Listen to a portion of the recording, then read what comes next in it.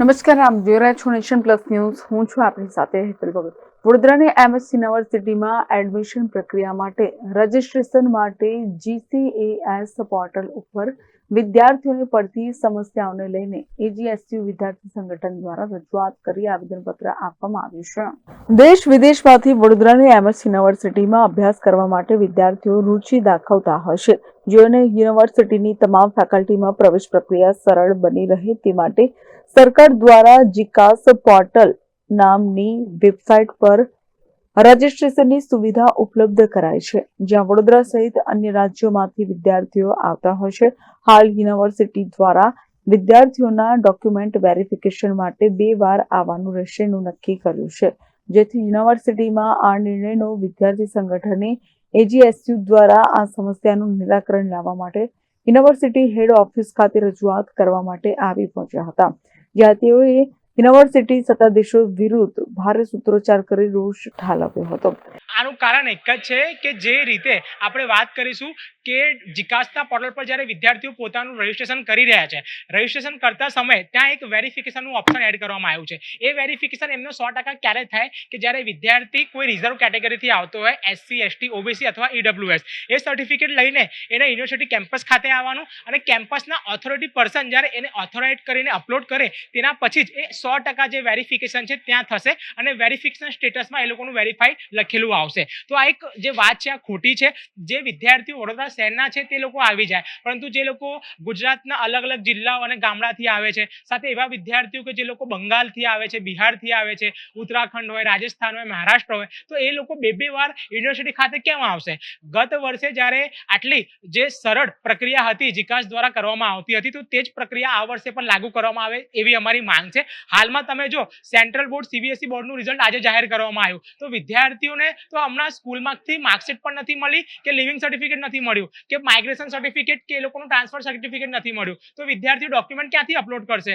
તો આ જે પણ અધિકારીઓ છે GCASના, મને તો એવું લાગે છે કે આ સરકાર દ્વારા જે કોમન પોર્ટલ બનાવવામાં આવ્યું છે, આ એક વિદ્યાર્થીઓને મદદ કરવા માટે બનાવવામાં આવ્યું છે અને એક સારી પણ વાત છે. પરંતુ આ GCASના અમુક અધિકારીઓ, અમને એવું લાગે છે કે આ સરકારને કંઈક ને કંઈક બદનામ કરવા માંગતી હોય, વિદ્યાર્થીઓને હેરાન કરવા માંગતી હોય એવું અમને દેખાઈ આવી રહ્યું છે.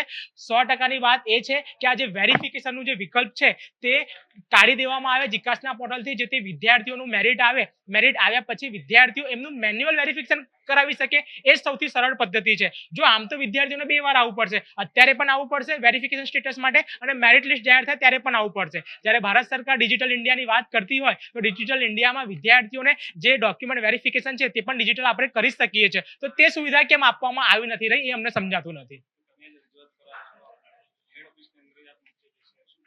યુનિવર્સિટી હેડ ઓફિસ ખાતે અહીં ફર્સ્ટ પર બેસવાનું કારણ એક જ છે કે જે રીતે વિદ્યાર્થીઓ અને તેમના વાલીઓને તકલીફ પડી રહી છે, એ જ રીતે આ ઓલ ગુજરાત સ્ટુડન્ટ યુનિયન AGSUના કાર્યકર્તાઓ આજે આવ્યા છે. આજે અહીં 8 થી 10 જેટલા કાર્યકર્તાઓ આવ્યા છે. પરંતુ અમે આ યુનિવર્સિટીના સત્તાધીશોને કહેવા માંગીએ છીએ કે યુનિવર્સિટીની નૈતિક જવાબદારી હોય છે કે GCASના જે પણ અધિકારીઓ છે તે લોકો જોડે એ લોકો ચર્ચા વિમર્શ કરી આનું જે ઓપ્શન છે ત્યાંથી રિમૂવ કરવામાં આવે અને વિદ્યાર્થીઓ સરળ પદ્ધતિથી એડમિશન પ્રક્રિયા કરી શકે તેવી સુવિધા આપવામાં આવે. જો આના ઉપર કાર્ય અથવા કે કોઈ સમાધાન કરવામાં આવ્યું નથી, જ્યાં યુનિવર્સિટી ઇન્ચાર્જ VC અન્યત્ર અગત્યનું કામ હોય તેઓ વ્યસ્ત રહેતા university registrar doctor KM ચુડાસમાની GCAS portal પર વિદ્યાર્થીઓને પડતી મુશ્કેલીઓનું નિરાકરણ લાવવા માટે રજૂઆત કરી આવેદનપત્ર સુપ્રત કરવામાં આવ્યું હતું. યુનિવર્સિટી સત્તાધીશો જ્યાર સુધી GCAS એટલે કે GCASના અધિકારીઓ જોડે વાતચીત કરી આ સમસ્યાનું સમાધાન નહીં લાવે ત્યાર સુધી આ આંદોલન ચાલુ રાખવામાં આવશે, ચીમકી ઉચ્ચારવામાં આવી હતી. Maharaja Sayajirao university of બરોડાના admissions હવે શરૂ થઈ ગયા છે અને GCAS portal through smooth admission process જે સ્થાપિત થઈ છે તેના અંતર્ગત આ વખતે પણ એડમિશન્સ ચાલી રહ્યા છે. વિદ્યાર્થીઓનો કન્સર્ન એ હતો કે વિદ્યાર્થીઓએ યુનિવર્સિટીની અંદર વધારે ધક્કા ખાવા ન પડે, તો એની રજૂઆત લઈને આજે વિદ્યાર્થીઓ આવ્યા હતા. GCAS પોર્ટલની ફોર્માલિટીઝ એવી છે કે જ્યારે કોઈ પણ વિદ્યાર્થીએ અપ્લાય કરવું હોય તો ગુજરાતની અથવા ગુજરાત બહારની કોઈ પણ જગ્યાએથી વિદ્યાર્થી આવતા હોય તેમને સિંગલ ફોર્મ ભરી અને અક્રોસ ગુજરાતની અંદર એડમિશન માટે અરજી કરી શકાય છે.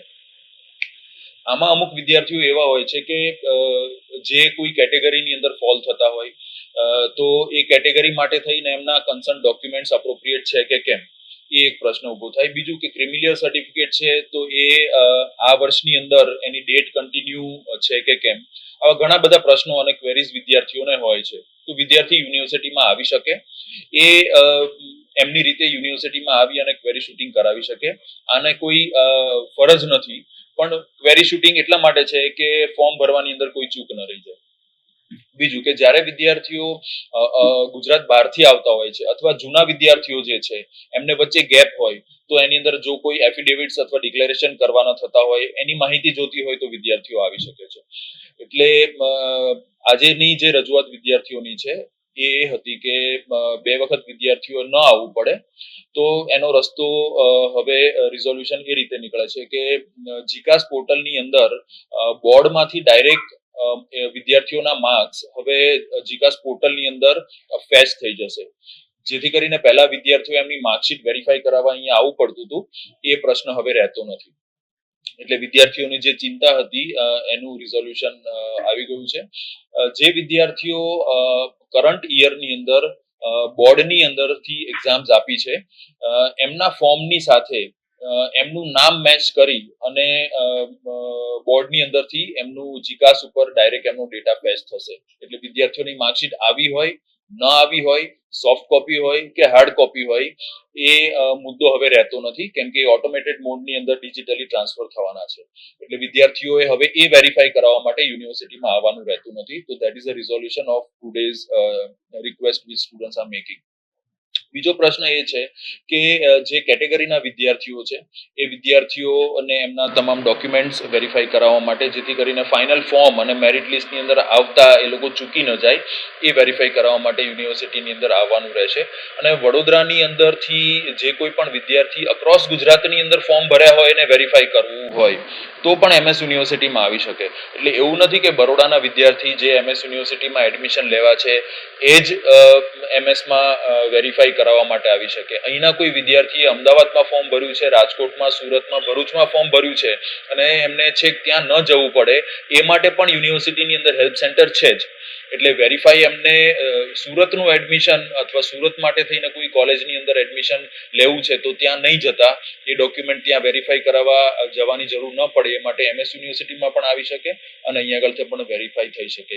એટલે આ એક સરળ પ્રક્રિયા સિંગલ વિન્ડો ઓપરેશન વિદ્યાર્થીઓના હિતની અંદર ગોઠવણ કરેલી છે અને એની અંદર વિદ્યાર્થીઓને કોઈ જ તકલીફ પડે એવું હવે છે નહીં. જે એમની રજૂઆત હતી એનું રિઝોલ્યુશન પણ બહુ ઇઝીલી આવી ગયું છે કે ડેટા ફેચ ઓટોમેટિક થઈ જાય, જેથી કરી અને વિદ્યાર્થીઓએ વધારે વખત ધક્કા ખાવા ન પડે.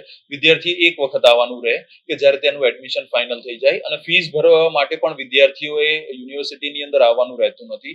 એ યુનિવર્સિટીના જ પોર્ટલમાંથી જે લિંક છે એના ઉપરથી એ ભરી શકે છે. એટલે વિદ્યાર્થી ઘરે બેસીને ફીસ ભરે, ઘરે બેસીને ફોર્મ ભરે. એક વખત કેમ્પસની અંદર આવવું જરૂરી એટલે પણ છે કે ક્યાં ભણવાના છે એ જગ્યા જોવી જોઈએ, અને one time visiting a university is not a big deal. એટલે આની અંદર વિદ્યાર્થી અને યુનિવર્સિટી સાથે રહી અને જે કંઈ પણ રસ્તા કાઢવાના છે તે કાઢે છે. અને આજે પણ આ બહુ સારી બાબત છે કે ઓટોમેટેડ મોડની અંદર ડેટા ફેચ થવાના કારણે વિદ્યાર્થીઓએ આવવાનું થતું હતું તેની અંદરથી હવે આવવાનું રહેતું નથી. Bureau Nation plus news Vadodara. સમાચારોના સતત અપડેટ મેળવવા માટે અમારી નેશન પ્લસ ન્યૂઝની યુટ્યુબ ચેનલને સબસ્ક્રાઇબ કરો, બેલ આઇકન દબાવો અને જોડાયેલા રહો ફેસબુક, ઇન્સ્ટાગ્રામ અને ટ્વિટર પર.